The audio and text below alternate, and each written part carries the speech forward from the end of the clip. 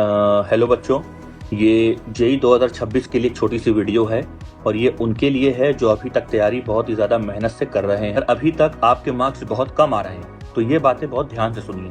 और मैं उन बच्चों की बात कर रहा हूँ जिन्होंने मेहनत तो बहुत की है पर उनके मार्क्स बढ़ नहीं पा रहे हैं। वो सोचते हैं कि सर इतने कम दिनों में मार्क्स कैसे बढ़ेंगे, कैसे आगे बढ़ेंगे, मेरे तो 100 से भी कम आते हैं नंबर। देखो, मैं ऐसे बच्चों को भी जानता हूँ जिनके नंबर अक्टूबर नवंबर के टाइम पे 60-70 से ज्यादा नहीं आते थे, पर आज वो 250 प्लस मार्क्स लाकर बैठे हुए हैं। कैसे?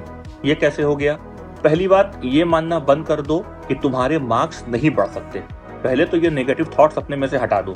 मान लो तुमने अब तक जो भी चैप्टर्स पढ़े हैं वो तुम्हारी गाड़ी के अलग अलग पार्ट्स हैं। बस करना क्या है, उन सारी गाड़ियों के पार्ट्स को बस सही तरीके से जोड़कर दौड़ाना है और माइंडसेट सही करना सबसे पहला स्टेप है। अब सवाल है कैसे?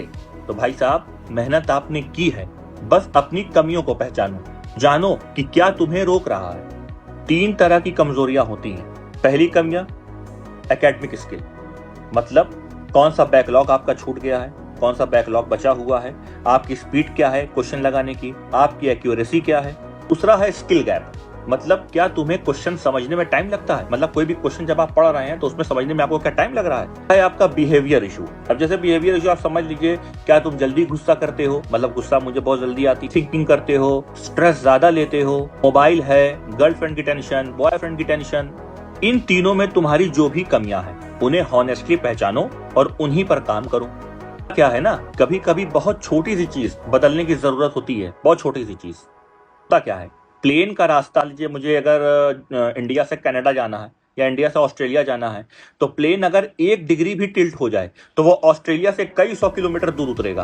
तो क्या करना है, बस आपको वही 1 डिग्री सुधारना है, आपका रास्ता खुद ब खुद क्लियर हो जाएगा। तुम्हारा अगर 1 डिग्री सही हो गया तो तुम 250 प्लस तक भी जा सकते हो। मैंने बहुत सारे बच्चों को ऐसा करते देखा है। अब वक्त है खुद को बदलने का, अपनी गलतियों को पहचानने का और पूरा फोकस देने का।